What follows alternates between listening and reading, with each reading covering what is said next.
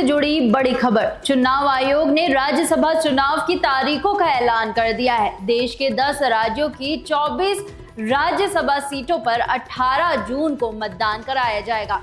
इन सीटों पर कई बड़े नेताओं का कार्यकाल खत्म हो रहा है, जिनमें कांग्रेस अध्यक्ष मल्लिकार्जुन खड़गे, वरिष्ठ नेता दिग्विजय सिंह और केंद्रीय मंत्री रवनीत सिंह बिट्टू जैसे नाम शामिल हैं। तो चलिए बताते हैं पूरा चुनावी कार्यकाल और किन राज्यों में होंगे ये अहम चुनाव। नमस्कार, आप देख रहे हैं आवाज भारती और मैं हूं आकांक्षा परिहार। चुनाव आयोग ने राज्यसभा चुनाव को लेकर बड़ा ऐलान करते हुए 18 जून को मतदान की तारीख तय की है।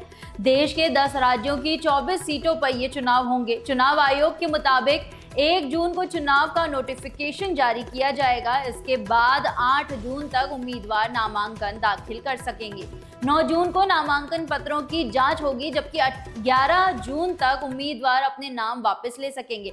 अगर जरूरत पड़ी तो 18 जून को सुबह 9 बजे से शाम 4 बजे तक मतदान कराया जाएगा और उसी दिन मतगणना भी होगी। पूरा चुनावी प्रक्रिया 20 जून तक पूरी कर ली जाएगी। राज्यसभा चुनाव जिन राज्यों में होंगे उनमें आंध्र प्रदेश, गुजरात, कर्नाटक की 4-4 सीटें शामिल है। वहीं मध्य प्रदेश और राजस्थान में 3-3 सीटों पर मतदान होगा। इसके अलावा झारखंड में 2 सीटों पर और मणिपुर, मेघालय, अरुणाचल प्रदेश और मिजोरम में 1-1 सीट का चुनाव करवाए जाएंगे।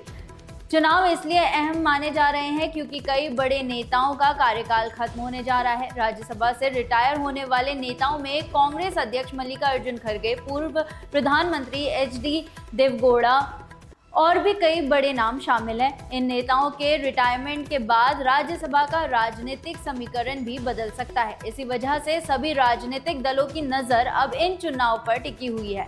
राज्यसभा चुनाव सीधे जनता द्वारा नहीं बल्कि विधायकों के वोट से कराए जाएंगे। इसलिए जिन राज्यों में विधानसभा में सीट पार्टी की संख्या ज्यादा होती है, वहां उस पार्टी के उम्मीदवार की जीत की संभावना मजबूत मानी जाती है। हालांकि कई राज्यों में राजनीतिक समीकरण और वोटिंग भी चुनाव को दिलचस्प बना सकती है। फिलहाल राज्यसभा चुनाव की तारीखों के ऐलान के साथ ही राजनीतिक दलों ने अपनी रणनीति बनानी शुरू कर दी है। अब सबकी नजर उम्मीदवारों के नाम और संभावित राजनीतिक समीकरणों पर टिकी हुई है।